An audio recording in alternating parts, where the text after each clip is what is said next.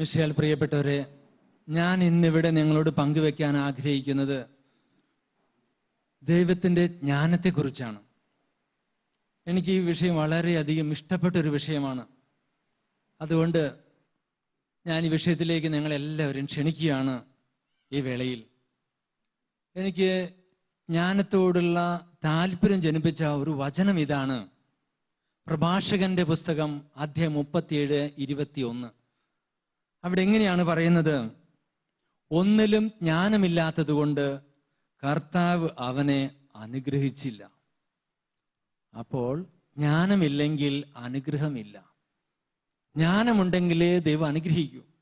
ഒന്നിലും ജ്ഞാനമില്ലാത്തത് കൊണ്ട് കർത്താവ് അവനെ അനുഗ്രഹിച്ചില്ല. നമുക്ക് ജ്ഞാനം സിദ്ധിക്കാൻ എന്ത് ചെയ്യണം? ജ്ഞാനത്തിൻ്റെ മഹത്വത്തിലേക്ക് നമുക്ക് ആദ്യം ഒന്ന് കണ്ണോടിക്ക് നല്ലതായിരിക്കും. ജ്ഞാനത്തെക്കുറിച്ച് ഇങ്ങനെ പറയുന്നു: ജ്ഞാനം നേടുന്നവനും അറിവ് ലഭിക്കുന്നവനും ഭാഗ്യവാനാണ്. സുഭാഷിതം 3:13. സുഭാഷിതം 4:7 പറയുന്നു: ജ്ഞാനം സമ്പാദിക്കുകയാണ് സർവപ്രധാനം, എന്ത് ത്യജിച്ചും ജ്ഞാനം സമ്പാദിക്കുക. നമുക്ക് എന്തൊന്ന് ഉണ്ട് എന്ന് നാം കരുതുന്നുവോ അതെല്ലാം ജ്ഞാനത്തിന് വേണ്ടി ത്യജിക്കാവുന്നതാണ്. അത്രമേൽ ശ്രേഷ്ഠമാണ് ജ്ഞാനം.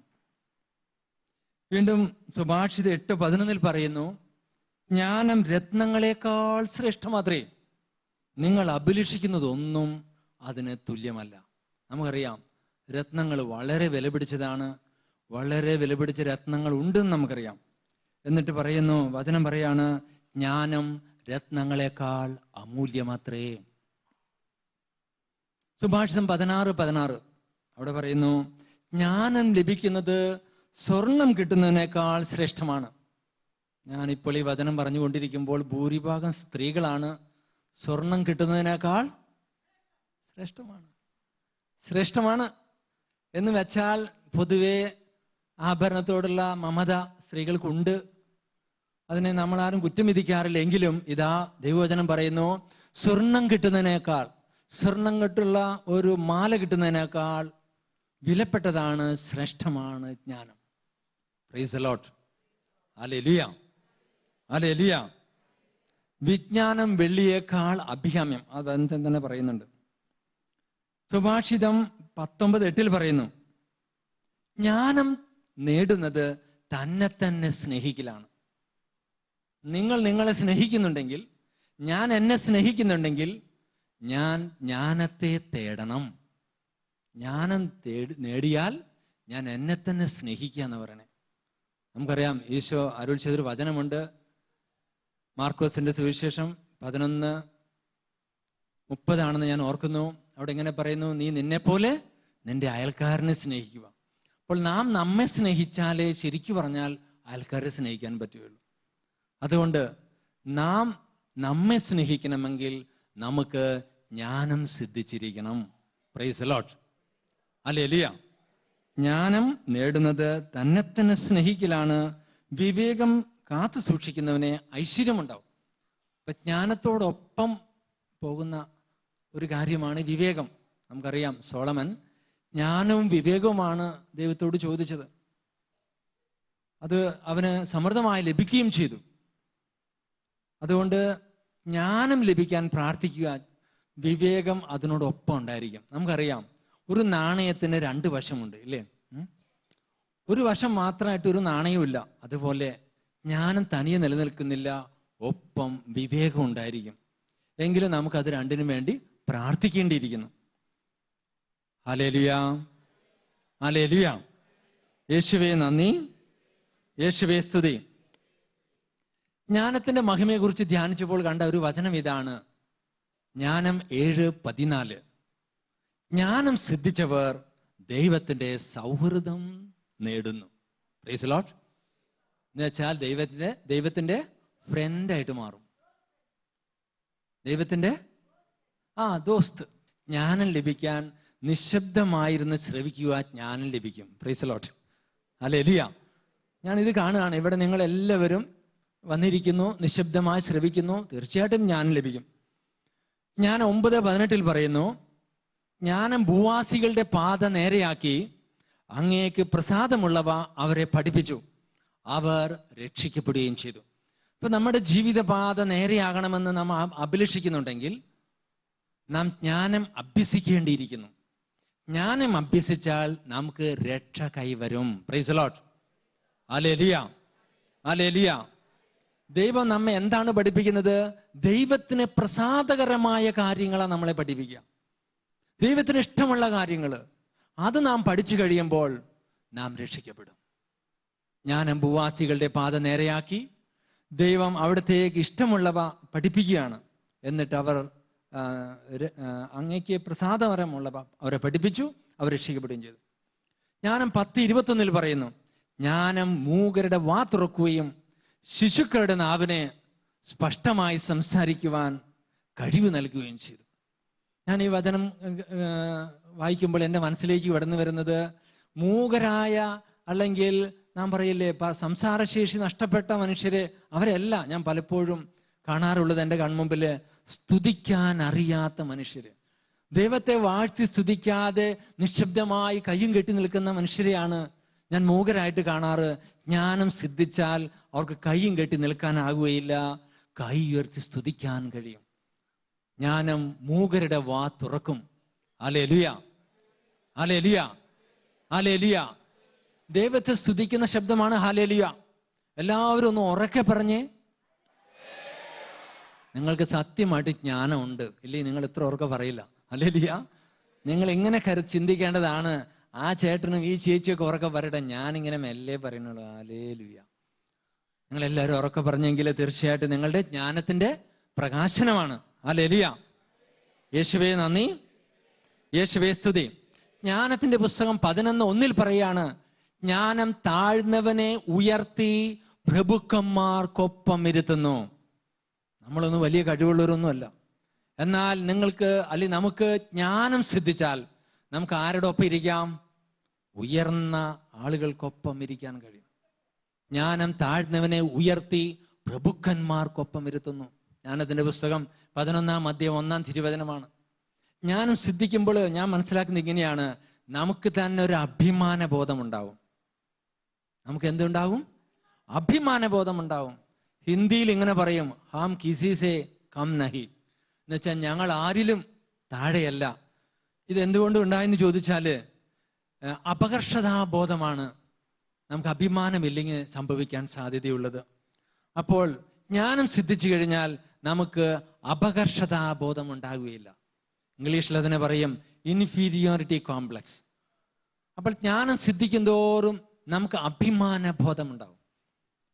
അത് പറയാണ്, വചനം പറയുന്നു, താഴ്ന്നവനെ ഉയർത്തി പ്രഭുക്കന്മാർക്കൊപ്പം ഇരുത്തുന്നു. നമുക്കറിയാം ഇസിദോർ എന്ന് പറഞ്ഞ ഒരു സാധു കർഷകൻ, അവൻ ജ്ഞാനം അഭ്യസിച്ചപ്പോൾ, അവൻ ദൈവത്തെ സ്നേഹിച്ച് ജ്ഞാനം അഭ്യസിച്ചപ്പോൾ ഇന്ന് നമ്മുടെ സഭയില് വിശുദ്ധർക്കൊപ്പം ഇരിക്കുകയാണ്. വിശുദ്ധ ഇസിദോർ അപ്പോൾ താഴ്ന്ന ഒരു കർഷകനായിരുന്നു, പക്ഷെ ജ്ഞാനം അഭ്യസിച്ചപ്പോൾ വിശുദ്ധർക്കൊപ്പം ഇരിക്കാൻ ഭാഗ്യം ലഭിച്ചു. നമുക്കറിയാം അതുപോലെ തന്നെ വിശുദ്ധ മരിയ ഗുരുത്തി, സാധു ഒരു പെൺകുട്ടി, അവൾ ജ്ഞാനം അഭ്യസിച്ചപ്പോൾ അവളും വിശുദ്ധരുടെ പദവിയിലിരുന്നു.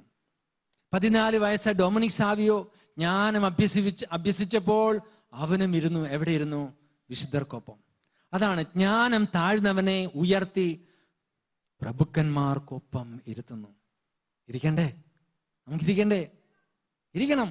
അതിനായിട്ടൊരു അഭിലാഷം നമ്മളുണ്ടാകണം. Hallelujah, hallelujah. യേശുവേ നന്ദി. ജ്ഞാനത്തിന്റെ പുസ്തകം 7:30 പറയാണ്, ജ്ഞാനത്തിനെതിരെ തിന്മ പ്രബലപ്പെടുകയില്ല. നമുക്കറിയാം പല മേഖലകളിലും തിന്മ ഉള്ള ഒരു ലോകത്ത് നമ്മൾ ജീവിക്കുന്നത്. നമ്മൾ പ്രതീക്ഷിക്കാത്തിടങ്ങളിൽ തിന്മയായി സംഭവിക്കുമ്പോൾ നമ്മൾ അത്ഭുതപ്പെടാറുണ്ട്, എന്ത് ചെയ്യണമെന്ന് അറിയാതെ വിഷമിച്ചു പോകാറുണ്ട്. വചനം പറയാണ്, ജ്ഞാനത്തിന്റെ പുസ്തകം 7:30 പറയുന്നു, ജ്ഞാനത്തിനെതിരെ തിന്മ പ്രബലപ്പെടുകയില്ല. അപ്പോൾ നമ്മിൽ ജ്ഞാനം നിറഞ്ഞാൽ നമുക്കെതിരെ തിന്മ പ്രബലപ്പെടുകയില്ല. ഹല്ലേലൂയ. നമുക്കറിയാം, ഒരർത്ഥത്തിൽ പറഞ്ഞാൽ യേശുവിനെതിരെ ഉണ്ടായ പീഡകളൊക്കെ ഒരു തിന്മയുടെ പ്രവർത്തനമായിട്ട് കാണാം. പക്ഷേ യേശുവിൽ നിറഞ്ഞ ജ്ഞാനം അതിനെല്ലാം അതിജീവിച്ചുകൊണ്ട് 3-ാം ദിവസം ഉയർത്തെഴുന്നേൽക്കുകയാണ്. ജ്ഞാനത്തിനെതിരെ തിന്മ പ്രബലപ്പെടുകയില്ല. നമുക്ക് ആവശ്യം വേണ്ട ഒന്ന് ജ്ഞാനമാണ്. പ്രഭാഷണ പുസ്തകം 1-ാം അധ്യായത്തിൽ ഇങ്ങനെ പറയുന്നുണ്ട്, ജ്ഞാനം എപ്പോഴും ദൈവത്തോടു കൂടിയാണ്. ദൈവത്തിൽ നിന്ന് വരുന്നു, അതെപ്പോഴും ദൈവത്തോടു കൂടെയാണ്. അപ്പൊ ദൈവത്തോടു കൂടെ ആയിരിക്കുമ്പോൾ നമുക്ക് എന്ത് ലഭിക്കും? ജ്ഞാനം ലഭിക്കും. ദൈവത്തിൽ നിന്നാണ് വരുന്നത്. അപ്പൊ നമ്മൾ ദൈവത്തോടു കൂടെ നിൽക്കണം. ഇനി ജ്ഞാനം ലഭിക്കാൻ നമുക്ക് എന്തെല്ലാം ചെയ്യാം, അതിനെക്കുറിച്ച് ഞാൻ ചെറിയൊരു നിർദ്ദേശം അഥവാ മാർഗദർശനം നൽകാൻ ഞാൻ ആഗ്രഹിക്കുകയാണ്. ജോബിന്റെ പുസ്തകം, ചില വചനങ്ങളൊക്കെ പഠിക്കാൻ എളുപ്പമുണ്ട് കേട്ടോ. നിങ്ങൾക്ക് വചനം പഠിക്കാൻ താല്പര്യമുണ്ടോ? ഉണ്ടെങ്കിൽ ഞാൻ പറയുന്ന കാര്യങ്ങൾ റിപ്പീറ്റ് ചെയ്താൽ നിങ്ങൾക്ക് പെട്ടെന്ന് പഠിക്കാൻ പറ്റും. ജോബ് 28 എന്നൊന്ന് പറഞ്ഞേ. 28 എങ്ങനെ നമ്മൾ ഓർത്ത് വെക്കുക? ഫെബ്രുവരിയിൽ എത്ര ദിവസമുണ്ട്? 28. അപ്പൊ എളുപ്പമായില്ലേ? അപ്പോൾ ജോബ് 28 എന്ന് പറഞ്ഞേ.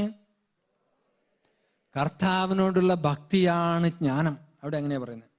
കർത്താവിനോടുള്ള ഭക്തിയാണ് ജ്ഞാനം, തിന്മയിൽ നിന്ന് അകലുന്നതാണ് വിവേകം. അപ്പോൾ നിങ്ങൾക്ക് കർത്താവിനോട് ഭക്തി ഉണ്ടോ? ഞാൻ പറയും നിങ്ങൾക്ക് ജ്ഞാനമുണ്ട്. ഭക്തി എന്ന് പറഞ്ഞാൽ ഐക്യമാണ്, ദൈവത്തോടുള്ള ഐക്യം, പ്രാർത്ഥനയിലൊരു ഐക്യം, മനോഭാവത്തിലൊരു ഐക്യം, പ്രവൃത്തിയിലൊരു ഐക്യം. അങ്ങനെ കർത്താവിനോട് നമുക്ക് ഭക്തി ഉണ്ടെങ്കിൽ ഞാൻ പറയും നമുക്ക് ജ്ഞാനമുണ്ട്, അഥവാ ജ്ഞാനത്തിൽ വളരാൻ സാധിക്കും, ജ്ഞാനം നമുക്ക് ലഭിക്കും. ജോബ് 28 കർത്താവിനോടുള്ള ഭക്തിയെക്കുറിച്ച് പ്രഭാഷണന്റെ പുസ്തകത്തിൽ വളരെ വ്യക്തമായിട്ട് പറയുന്നുണ്ട്. കർത്താവിന്റെ ഭക്തിയും ജ്ഞാനവുമായി ബന്ധപ്പെടുത്തി 1-ാമത്തെ അധ്യായത്തിൽ തന്നെ എങ്ങനെയാണ് പറയുന്നത്? 1:1 ഞാൻ പറഞ്ഞു കഴിഞ്ഞു. സർവജ്ഞാനവും കർത്താവിൽ നിന്ന് വരുന്നു, അതെന്നേക്കും അവിടുത്തോടു കൂടിയാണ്. എല്ലാ ജ്ഞാനവും വരുന്നത് ദൈവത്തിൽ നിന്നാണ്.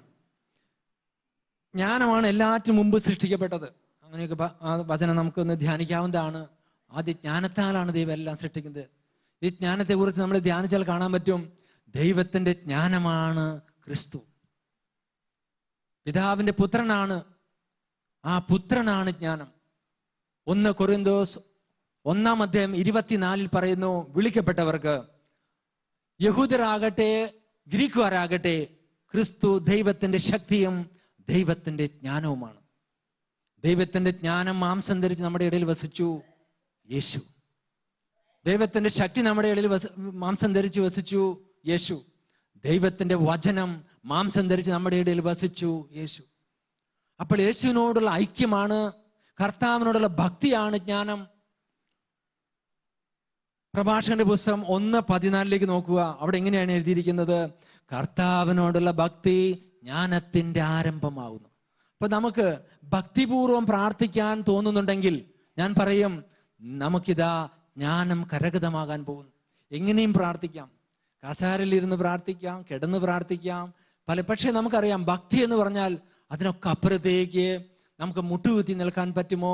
കൈകുപ്പി നിൽക്കാൻ പറ്റുമോ? നമ്മുടെ ശരീരം എത്ര മനോഹരമായിട്ട് ദൈവത്തിന് സമർപ്പിക്കാൻ, ആ രീതിയിൽ പ്രാർത്ഥിക്കുമ്പോൾ നമുക്ക് ഭക്തി ഉളവാകും, ദൈവത്തോടുള്ള സ്നേഹമുളവാകും, വിശ്വാസമുളവാകും. വചനം പറയുന്നു, കർത്താവിനോടുള്ള ഭക്തി ജ്ഞാനത്തിന്റെ ആരംഭമാണ്. 1-ാം അധ്യായം 14-ാം തിരുവചനം. നമുക്ക് ജ്ഞാനം അഭിലഷിക്കുന്നുണ്ടെങ്കിൽ നാം ഭക്തി പ്രകടിപ്പിക്കണം. ആൾക്കാർ എന്ത് വിചാരിക്കുമെന്ന് കരുതി മുട്ടുകുത്താത്തവരുണ്ട്, അല്ലെങ്കിൽ കൈക്കുപ്പി പിടിക്കാൻ പറഞ്ഞാൽ ഇങ്ങനെ പിടിക്കുന്നവരുണ്ട്. ചിലർ കൈക്കുപ്പി ഇങ്ങനെ പിടിക്കുള്ളൂ. ഞാൻ ചിലരൊക്കെ ശിരസ് നമിച്ച് പ്രാർത്ഥന ആവശ്യപ്പെട്ടു വരും. അവർ കൈയൊക്കെ എങ്ങനെയെങ്കിലും പിടിക്കും. ഞാൻ പറയും, കൈ കൂപ്പി പിടിക്കുക. ഭക്തിപൂർവ്വം നിൽക്കുന്നവനെയാണ് ദൈവം അനുഗ്രഹിക്കാൻ പോകുന്നത്. ഭക്തിയോടെ വ്യാപരിക്കുന്നവർക്കാണ് ജ്ഞാനം ലഭിക്കാൻ പോകുന്നത്. കർത്താവിനോടുള്ള എൻ്റെ ഭക്തി 4 പേര് കണ്ടാൽ എന്ത് വിചാരിക്കും എന്ന് വിചാരിക്കുന്നവർക്ക് ഞാൻ മനസ്സിലാക്കുന്നവർക്ക് വലിയ ജ്ഞാനം ലഭിക്കാൻ പോകുന്നില്ല. ഭക്തി പ്രകടിപ്പിക്കണം. എന്താ ഭക്തി പ്രകടിപ്പിച്ചാൽ ഗുണം? നമുക്ക് ദൈവത്തോടുള്ള ഐക്യം വളരെ പെട്ടെന്ന് കരഗതമാവും.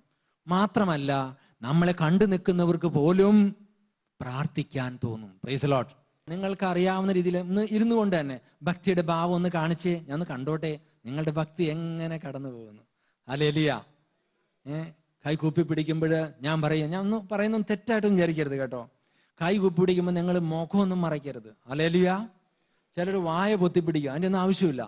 കൈ കൂപ്പി പിടിക്കുമ്പോൾ ഹൃദയത്തോട് ചേർത്ത് വെക്കണം. ഹൃദയത്തിൽ വസിക്കുന്ന ദൈവത്തോട് ചേർത്ത് വെക്കണം. ഹൃദയത്തിലേക്കാ ചേർത്ത് വെക്കേണ്ടത്. അതാണ് ഭക്തിയുടെ ഭാവം. എല്ലാവരും ഒന്ന് കൈപിടിച്ച് ഹൃദയത്തോട് ചേർത്ത് ഭക്തിപൂർവ്വം ഒന്ന് ശിരസ് നമിച്ച് ഒരു നിമിഷം കർത്താവിനൊന്ന് നന്ദി പറഞ്ഞ്, കർത്താവേ, നിന്നോടുള്ള ഭക്തിയിൽ എന്നെ വളർത്തണമേ. നിന്നോടുള്ള സ്നേഹത്തിൽ എന്നെ വളർത്തണേ നാഥ. Price the lord. ഹല്ലേലൂയ. ഇനി കർത്താവിനോട് ഭക്തി ഉണ്ടെങ്കിൽ അടുത്ത വചനം പറയാണ്, 16-ാമത്തെ വചനം. കർത്താവിനോടുള്ള ഭക്തി ജ്ഞാനത്തിന്റെ പൂർണ്ണതയാണ്. ആദ്യം പറഞ്ഞു ആരംഭമാണ്. അപ്പോൾ നമുക്ക് ഭക്തി നിറഞ്ഞാൽ, ജ്ഞാനം നിറഞ്ഞാൽ നാം ആരായിത്തീരും? വീണ്ടും ആ ഭക്തനായിത്തീരും, ആ ഭക്തയായിത്തീരും. ജ്ഞാനത്തിന്റെ ആരംഭവും കർത്താവിനോടുള്ള ഭക്തിയാണ്, ജ്ഞാനത്തിന്റെ പൂർണ്ണതയും കർത്താവിനോടുള്ള ഭക്തിയാണ്. ഇത് ഇടയ്ക്ക് വെച്ച് നഷ്ടപ്പെട്ടു പോകുന്നില്ല. 18-ാമത്തെ വചനം പറയാണ്, കർത്താവിനോടുള്ള ഭക്തി ജ്ഞാനത്തിന്റെ മകുടമാകുന്നു. മകുടം അഥവാ മുകുടം, കിരീടമാണ്. അപ്പോൾ കർത്താവിനോടുള്ള ഭക്തി ഉണ്ടെങ്കിൽ നിങ്ങൾക്ക് ജ്ഞാനത്തിന്റെ ഉന്നതമായ തലങ്ങളിലേക്ക് പ്രവേശിക്കാൻ കഴിയും. ജ്ഞാനത്തിന് പല തട്ടുകളും വേണമെങ്കിൽ പറയാൻ പറ്റും. എന്നാൽ ഉന്നതമായ തലത്തിലേക്ക്, ഉന്നതമായ ജ്ഞാനത്തിലേക്ക് പ്രവേശിക്കണമെങ്കിൽ ഞാൻ പറയും കർത്താവിനോടുള്ള ഭക്തി ഉണ്ടായിരിക്കണം. എങ്കിൽ നമുക്ക് ജ്ഞാനത്തിന്റെ ഉയർന്ന തലങ്ങളിലേക്ക് കടന്നു പോകാൻ പറ്റും. Hallelujah, hallelujah, hallelujah. യേശുവേ നന്ദി, യേശുവേ സ്തുതി. വേണ്ടി 20-ാമത്തെ വചനം, 1-ാം അധ്യായം 20-ാമത്തെ വചനം പറയാണ്, കർത്താവിനോടുള്ള ഭക്തി ജ്ഞാനത്തിന്റെ തായ്വേരാണ്. അതിന്റെ അർത്ഥം എന്താണ്? എന്താണ് തായ്വേരിന്റെ ധർമ്മമെന്ന് നമ്മൾ അറിഞ്ഞിരിക്കണം. Hallelujah, hallelujah. യേശുവേ നന്ദി, യേശുവേ സ്തുതി. തായ്വേരെന്ന് പറഞ്ഞാൽ ഒരു മരത്തെ താങ്ങി നിർത്തുന്നത് തായ്വേരാണ്. കാറ്റത്ത് വീണു പോകാതെ ആ മരത്തെ പിടിച്ചു നിർത്തുന്നത് തായ്വേരാണ്. ഈ തായ്വേരിന്റെ ധർമ്മം വെറും മരത്തെ വീഴാതെ നോക്കുക എന്ന് മാത്രമല്ല, വെള്ളമുള്ള സ്ഥലത്തേക്ക്, ആഴങ്ങളിലേക്ക് അതിന്റെ വേര് പോയിട്ടുണ്ടാവും. വേനൽ അത് ഭയപ്പെടുകയില്ല. നനഞ്ഞ മണ്ണ് മുട്ടി നിൽക്കുവോളം തായ്വേര് പോകും. അതുകൊണ്ട് ആ മരങ്ങളൊക്കെ വേനൽക്കാലത്ത് ഉണങ്ങാത്തത്. അതിന്റെ തായ്വേര് ഈർപ്പമുള്ള മണ്ണിൽ ചെന്ന് നിൽക്കുകയാണ്. ഇതുപോലെ ജ്ഞാനിയായ, കർത്താവിനോട് ഭക്തിയുള്ള ഒരു മനുഷ്യന്റെ അവസ്ഥ ഇതാണ്. അവന്റെ ജീവിതം അവന്റെ ജീവിതത്തിന്റെ വിശ്വാസത്തിന്റെ വേര് ദൈവത്തിന്റെ ജ്ഞാനത്തിൽ ചെന്ന് മുട്ടി നിൽക്കുക. ദൈവഭക്തി മൂലം അവന്റെ ജീവിതം ജ്ഞാനത്തിൽ അധിഷ്ഠിതമാണ്. ജ്ഞാനം ദൈവത്തിന്റെ വചനം തന്നെയാണ്. ആ വചനത്തിലേക്ക് ചെന്ന് നിൽക്കുകയായിരിക്കും. ഞാൻ എൻ്റെ ഒരു അനുഭവം പറഞ്ഞാൽ നിങ്ങൾക്ക് മനസ്സിലാകും ഇതിന്റെ മനോഹാരിത. ഞാൻ ബെല്ലാഷയിലായിരുന്നപ്പോൾ അവിടെ ധ്യാന കേന്ദ്രത്തിന് വേണ്ടി 5 ഏക്കർ സ്ഥലം മേടിക്കുകയുണ്ടായി. അവിടെ എല്ലാം മുൾച്ചെടികളാണ്. കൃഷിയൊന്നുമില്ലാതെ അനേക വർഷം കിടന്നുകൊണ്ട് മുൾച്ചെടികളാണ്. അപ്പം ഞാനും ഒരു പണിക്കാരനുമായിട്ട് വെട്ടുകത്തിയും മഴുവുമാക്കി ചെന്ന് എല്ലാ മുൾച്ചെടിയും വെട്ടിക്കളയും ഓരോ വർഷവും. പക്ഷെ പിറ്റത്തെ വർഷം വീണ്ടും അത് പൊട്ടിക്കിളിർക്കുന്നതാണ്. അവസാനം JCB വിളിച്ചു കൊണ്ടുവന്ന് പിഴുതപ്പോഴാണ് മനസ്സിലായത് ഇത് വേനലിലൊന്നും ഉണങ്ങുന്ന മുൾച്ചെടിയല്ല. വേനൽക്കാലത്ത് അവിടെ 1-2 മീറ്റർ മണ്ണ് ഉണങ്ങും, മണ്ണ് ഉണങ്ങി വിണ്ടു പൊട്ടും, എന്നാൽ ഈ മുൾച്ചെടി ഉണങ്ങൂല. പിഴുതപ്പോൾ കണ്ടു 5-6 അടി 7 അടി താഴേക്ക് വേര് പോയിരിക്കുക. നനഞ്ഞ മണ്ണിൽ മുട്ടി നിൽക്കുന്ന ആ ചെടി ഉണങ്ങുകയില്ല. ഇതാണ് തായ്വേര് എന്ന് പറയുന്നത്. ഇതുപോലെ നമ്മുടെ വിശ്വാസം ദൈവവചനത്തിൽ ചെന്ന് മുട്ടിയാല് നമ്മൾ ഉണങ്ങുകയില്ല, നമ്മൾ വരണ്ടു പോകുകയില്ല, നമ്മൾ പുഷ്പിക്കും, ഫലം ചൂടും. ഹല്ലേലൂയ, ഹല്ലേലൂയ. കർത്താവിനോടുള്ള ഭക്തി ജ്ഞാനത്തിന്റെ തായ്വേരാണ്. നമ്മൾ ഒരു കാറ്റത്തൊന്നും വീഴില്ല, ഒരു പ്രലോഭനം വന്നാലും നമ്മൾ വീണു പോകുകയില്ല. കാരണം നമുക്ക് ജ്ഞാനം സിദ്ധിച്ചിരിക്കുന്നു. ജ്ഞാനം സിദ്ധിച്ച വ്യക്തികള് പ്രലോഭനം എല്ലാവർക്കും ഉണ്ടാകാം. പക്ഷേ ഞാൻ പറയുന്നു, വീണു പോകുകയില്ല, ദുശീലങ്ങൾക്ക് അടിമയാകില്ല. ജ്ഞാനിയുടെ പ്രത്യേകത ആ അധരം പൊഴിയുന്ന വാക്കുകൾ തന്നെയാണ്. തിന്മയായത് പറയുകയില്ല, തനിക്ക് അഭിലഷണീയമല്ലാത്തത് പറയുകയില്ല, ദൈവത്തിന് മഹത്വം നൽകാതെ സംസാരിക്കുകയില്ല. ജ്ഞാനി തനിക്ക് തന്നെ ആത്മ ഉത്കർഷം നൽകുന്നവനാണ്. ഹല്ലേലൂയ. യേശുവേ നന്ദി, യേശുവേ സ്തുതി. ഞാൻ പറഞ്ഞു വന്നതിന്റെ ചുരുക്കം ഇതാണ്. ഈ ജ്ഞാനത്തിന്റെ മറ്റൊരു മഹിമ കൂടി ഞാൻ പറയാൻ ആഗ്രഹിക്കുകയാണ്. 21-ാമത്തെ തിരുവചനം, പ്രഭാഷണം 1:21. അവിടെ എങ്ങനെയാ പറയുന്നത്? ദീർഘായുസ് അവളുടെ ശാഖകളും, അവൾ എന്ന് പറയുന്നത് ജ്ഞാനം, ശാഖകളും. കർത്താവിനോടുള്ള ഭക്തി ജ്ഞാനത്തിന്റെ തായ്വാറാണ്, ദീർഘായുസ് അവളുടെ ശാഖകൾ. അപ്പൊ നമുക്ക് ദീർഘായുസ് അഭിലഷിക്കുന്നുണ്ടെങ്കിൽ നമുക്ക് ആവശ്യം വേണ്ടുന്ന ഒരു കാര്യം എന്താണ്? ജ്ഞാനമാണ്. Price the Lord. ജ്ഞാനമുണ്ടെങ്കിൽ ഞാൻ പറയും നമുക്ക് ദീർഘായുസ് ലഭിക്കും. ഹല്ലേലൂയ. യേശുവേ നന്ദി, യേശുവേ സ്തുതി. Hallelujah, hallelujah, hallelujah. ജ്ഞാനം ലഭിക്കാനായിട്ട് യേശുവിന് സാക്ഷ്യം വഹിക്കേണ്ടിയിരിക്കുന്നു. ഹല്ലേലൂയ. യേശുവിന് സാക്ഷ്യം വഹിക്കുന്നവർക്ക് ജ്ഞാനം ലഭിക്കും. ലൂക്കായുടെ സുവിശേഷത്തില് ഇത് വ്യക്തമായിട്ട് പറയുന്നുണ്ട്. ദൈവം ജ്ഞാനം നൽകുകയാണ്. ഒരുപക്ഷെ നമുക്ക് അത്ര വലിയ ജ്ഞാനമൊന്നും ഇല്ലായിരിക്കാം, നമ്മുടെ ജീവിതത്തിൽ അത്ര വലിയ അനുഗ്രഹങ്ങളൊന്നും അതുവഴി ലഭിച്ചിട്ടില്ലായിരിക്കാം. പക്ഷേ യേശുവിന് നിങ്ങൾ സാക്ഷ്യം നൽകുകയും അതിനെ പ്രതി നിങ്ങൾ പീഡ സഹിക്കുകയും ചെയ്തിട്ടുണ്ടോ? ഞാൻ പറയും, ദൈവം നിങ്ങൾക്ക് ഫ്രീ ആയിട്ട് ജ്ഞാനം നൽകും. ഹല്ലേലൂയ. യേശുവേ നന്ദി. ആ വചനം ഞാൻ ഇവിടെ വായിക്കാൻ ആഗ്രഹിക്കുന്നു. ലൂക്കായുടെ സുവിശേഷം അധ്യായം 21:13 മുതൽ നമുക്ക് ശ്രവിക്കാം. അവിടെ ക്ലേശങ്ങളുടെ ആരംഭം എന്ന് പറഞ്ഞ ഭാഗത്താണ്. ഇവയ്ക്കെല്ലാം മുമ്പ് അവർ നിങ്ങളെ പിടികൂടുകയും പീഡിപ്പിക്കുകയും ചെയ്യും. അവരുടെ സിനഗോഗുകളിലും കാരാഗുകളിലും നിങ്ങൾ ഏൽപ്പിച്ചു കൊടുക്കും. എൻ്റെ നാമത്തെ പ്രതി രാജാക്കന്മാരുടെയും ദേശാധിപതികളുടെയും മുമ്പിൽ നിങ്ങളെ അവർ കൊണ്ടുചെല്ലും. നിങ്ങൾക്ക് ഇത് സാക്ഷ്യം നൽകുന്ന അവസരമായിരിക്കും. എന്ത് ഉത്തരം പറയണമെന്ന് നേരത്തെ ആലോചിക്കേണ്ടതില്ലെന്ന് മനസ്സിലാക്കിക്കൊള്ളുവിൻ. യേശുവിനെ സാക്ഷ്യം വഹിക്കുമ്പോൾ സഹനം ഉണ്ടാകുകയാണെങ്കിൽ എന്തു പറയുമെന്ന് നാം ചിന്തിക്കേണ്ട കാര്യമില്ല. വചനം പറയുന്നു, എന്തെന്നാൽ നിങ്ങളുടെ എതിരാളികളിൽ ആർക്കും ചെറുത്തു നിൽക്കാനോ എതിർക്കാനോ കഴിയാത്ത വാക്ചാതുര്യം ജ്ഞാനവും ഞാൻ നിങ്ങൾക്ക് തരും. Praise lord. അപ്പോൾ യേശുവിന് വേണ്ടി കഷ്ടം സഹിക്കുന്നവർക്ക്, കഷ്ടപ്പാട് സഹിക്കുന്നവർക്ക് ജ്ഞാനം ലഭിക്കും. ഹല്ലേലൂയ. എനിക്ക് തോന്നുന്നത്, നിങ്ങൾ ഇന്ന് രാത്രി ഉറങ്ങാതിരിക്കുകയാണെങ്കിൽ അത് ആർക്ക് വേണ്ടിയാ ഈ കഷ്ടപ്പാട് സഹിക്കുന്നത്? ആർക്ക് വേണ്ടിയാ? യേശുവിന് വേണ്ടിയെങ്കിൽ ഞാൻ പറയും, ഇന്ന് രാത്രി തന്നെ നിങ്ങൾക്ക് ജ്ഞാനം ലഭിക്കും. ഹല്ലേലൂയ. യേശുവിന് വേണ്ടി എന്തെങ്കിലും സഹിക്കുമ്പോൾ, യേശുവിന് വേണ്ടി സഹിക്കാത്തതാണ് നമുക്ക് ജ്ഞാനം ലഭിക്കാത്തതിന്റെ കാരണം. യേശുവിന് വേണ്ടി എന്തെങ്കിലും ക്ലേശം സഹിക്കണം, അപ്പോൾ നമുക്ക് ജ്ഞാനം ലഭിക്കും. ഞാൻ ഏതാണ്ട് ഒരു 12 വർഷം മുമ്പ് ഒരു വചനപ്രഘോഷയായ ഒരു ഇലക്ട്രിക്കൽ എഞ്ചിനീയർ ലേഡി, ഒരു സഹോദരിയെ കണ്ടുമുട്ടാനിടയായി ഇംഗ്ലീഷ് നമ്മുടെ ധ്യാന കേന്ദ്രത്തിൽ. ആ സഹോദരിയുടെ അതിരത്ത് നിന്ന് പൊഴിഞ്ഞ ജ്ഞാനം വളരെ പവർഫുൾ ആയിരുന്നു. Hallelujah, hallelujah. ഞാൻ അതിന്റെ കാരണം തേടിയപ്പോൾ കണ്ടത് ഇതാണ്. ആ സഹോദരി 9 മാസക്കാലം തടവറയിലായിരുന്നു. മലേഷ്യയിൽ പോയി വചനം പ്രഘോഷിച്ചതാണ്. അവിടെയുള്ള ആളുകളെ കള്ളക്കേസ് കുടുക്കി അവർ 9 മാസം തടവറയിലിട്ടു, ജയിലിൽ കഴിഞ്ഞു. അവർ ചെയ്ത തെറ്റെന്താണ്? യേശുവാണ് രക്ഷകനെന്ന് എവിടെയോ പ്രസംഗിച്ചു. യേശുവിന് വേണ്ടി സാക്ഷ്യം വഹിച്ച് 9 മാസം അവർ ജയിലിൽ കിടന്നപ്പോൾ, പിന്നെ അമേരിക്കയിൽ അബോർഷനെതിരായിട്ട് പ്രസംഗിച്ച് അവിടെയും 9 മാസം ജയിലിൽ കിടന്നപ്പോൾ അവർക്ക് വലിയ ജ്ഞാനം കൈവന്നു. Price the lord, hallelujah. യേശുവിന് വേണ്ടി നാം സഹിച്ചിട്ടില്ലാത്തത് കൊണ്ടായിരിക്കാം ഒരുപക്ഷെ നമുക്ക് ഇനിയും ജ്ഞാനത്തിൽ അഭിവൃദ്ധി ഇല്ലാത്തത്. Hallelujah, hallelujah, hallelujah. യേശുവേ നന്ദി, യേശുവേ സ്തുതി. ദൈവം നമുക്ക് ജ്ഞാനം നൽകുവാൻ യേശുവിനെ നമുക്ക് സാക്ഷ്യം വഹിക്കും. കാരണം യേശുവാണ് ജ്ഞാനം. അവൻ ദൈവത്തിന്റെ ജ്ഞാനമാണ്. ഹല്ലേലൂയ. ഇനി ജോബിന്റെ പുസ്തകം 33:33 എന്ന് പറഞ്ഞ എല്ലാവരും 33:33. ജോബ് 33:33 പറയാ എളുപ്പമാണോ? കാരണം യേശു എത്ര വയസ്സ് വരെ ജീവിച്ചു? അപ്പൊ 33:33 വല്ല ബുദ്ധിമുട്ടുണ്ടോ?